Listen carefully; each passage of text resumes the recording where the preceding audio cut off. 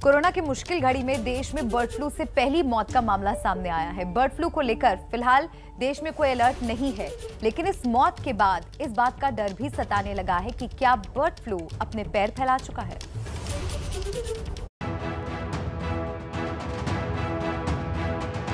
Corona महामारी के बीच देश में बर्ड फ्लू की दस्तक ने परेशानियां बढ़ा दी हैं। दिल्ली के एम्स हॉस्पिटल से बर्ड फ्लू से मौत का मामला सामने आया है। एम्स प्रशासन के मुताबिक 11 साल का मासूम 2 जुलाई को एम्स में भर्ती कराया गया था। मासूम को निमोनिया और ल्यूकोमिया की शिकायत थी। इलाज के दौरान 12 जुलाई को मासूम ने दम तोड़ दिया। इलाज के दौरान बच्चे का कोविड और इन्फ्लुएंजा टेस्ट कराया गया।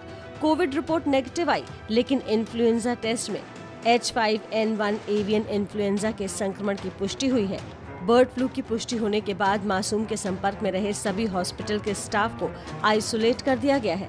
पिछले साल के आखिरी में देश के कई राज्यों से बर्ड फ्लू के मामले सामने आए थे, लेकिन H5N8 सब टाइप स्ट्रेन मिला था जो इंसानों को नुकसान नहीं पहुंचाता, लेकिन H1N1 एवियन की पुष्टि से खतरा बढ़ गया है।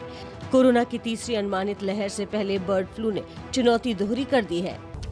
आज के दिन की एक और महत्वपूर्ण खबर। सरकार ने कल संसद में दावा किया कि कोरोना की दूसरी लहर के दौरान ऑक्सीजन की कमी से देश में कोई मौत नहीं हुई। सरकार के इस बयान ने सबको चौंका दिया।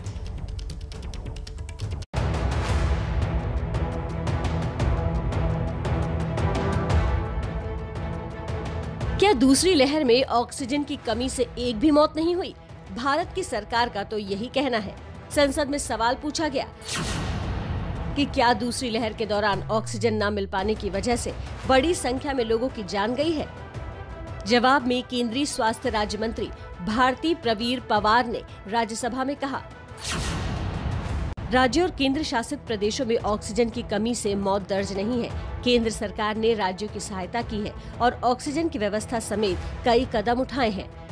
जो संसद में स्वास्थ्य राज्य मंत्री भारती प्रवीर पवार ने बताया, वही संसद के बाहर स्वास्थ्य मंत्री मनसुख मांडविया ने भी दोहराया।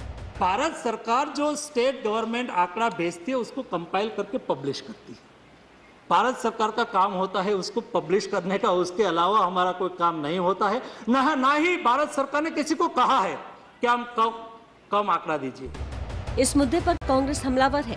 कांग्रेस ने इस पर जोरदार प्रतिक्रिया दी है। ये अंधों की सरकार है और बहरों का शासन है। सच्चाई ये है। भारतीय जनता पार्टी और उनके मित्रों की देश के कितने हिस्सों में सरकार है? क्या एक भी भाजपा शासित प्रांत के अंदर ऑक्सीजन से मौत नहीं हुई? लोग तड़पते रहे। किसी की मां गई, किसी का बेटा गया, किसी का परिवार गया। जबकि राहुल गांधी ने ट्वीट कर सरकार पर निशाना साधा। सिर्फ ऑक्सीजन की ही कमी नहीं थी, संवेदनशीलता और सत्य की भारी कमी तब भी थी, आज भी है। कांग्रेस समेत तमाम विपक्षी पार्टियों को सरकार को घेरने के लिए ये नया मुद्दा मिल गया है और इस पर सत्ता पक्ष और विपक्ष के बीच टकराव बढ़ सकता है। चलिए आगे बढ़ते हैं। कोरोना महामारी को लेकर आईसीएमआर लगातार सूचनाएं जारी करता रहता है। कल आईसीएमआर ने अपनी चौथी सीरो सर्वे रिपोर्ट जारी की, जिसमें कई अहम जानकारियां दी गई हैं। कोरोना महामारी के बीच आईसीएमआर ने चौथी सीरो सर्वे रिपोर्ट जारी कर दी है। 21 राज्यों के 70 जिलों में हुए इस सर्वे में कई अहम जानकारियां सामने आई हैं, जिसके मुताबिक देश की 67% आबादी में कोरोना के खिलाफ एंटीबॉडी डेवलप हो चुकी है। देश की 1/3 आबादी पर कोरोना का खतरा बना हुआ है। 40 करोड़ यानी हर तीसरा शख्स अब भी कोरोना के खतरे में है। जिन इलाकों में एंटीबॉडी ज्यादा लोगों में नहीं बनी है, वहाँ खतरा ज्यादा है। सर्वे में इस बार 6 से 17 साल के बच्चों को भी शामिल किया गया है। संक्रमित बच्चों के लंग्स में इन्फेक्शन कम देखा गया है। बच्चों के लिए स्कूल खुलना चाहिए या नहीं, आईसीएमआर ने इस पर भी बात की है। में अगर स्कूल खोलने हैं तो पहले प्राइमरी स्कूल खोलने चाहिए और ये भी देखना चाहिए कि जितना सपोर्ट स्टाफ है स्कूल का, चाहे बस ड्राइवर हो, चाहे टीचर्स हो, चाहे स्टाफ हो स्कूल का, उनका वैक्सीनेशन होना बहुत ही ज़रूरी है। 67% लोगों में भले एंटीबॉडी बनी हो, लेकिन देश की बड़ी आबादी पर अब भी कोरोना का खतरा मंडरा रहा है। इसलिए आईसीएमआर ने साथ ही धार्मिक, सामाजिक और राजनीतिक आयोजनों में शामिल होने से बचने की सलाह भी दी। कोरोना पर प्रधानमंत्री मोदी ने भी विपक्षी दलों के साथ बैठक की। इस बैठक में 13 पार्टियों ने हिस्सा लिया। पीएम ने इस बैठक में कहा, कोरोना से निपटने में राजनीति नहीं होनी चाहिए।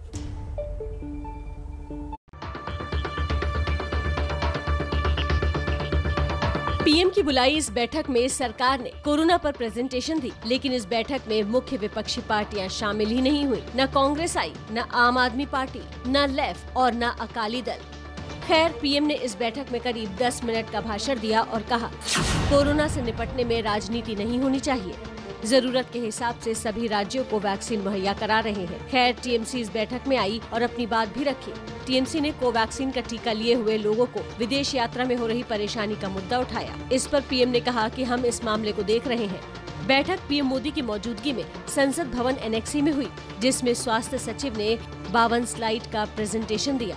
सरकार ने इस बैठक के जरिए विपक्षी नेताओं को ये बताने की कोशिश की कि कोरोना की दूसरी लहर के दौरान किस तरह के इंतजाम किए गए थे।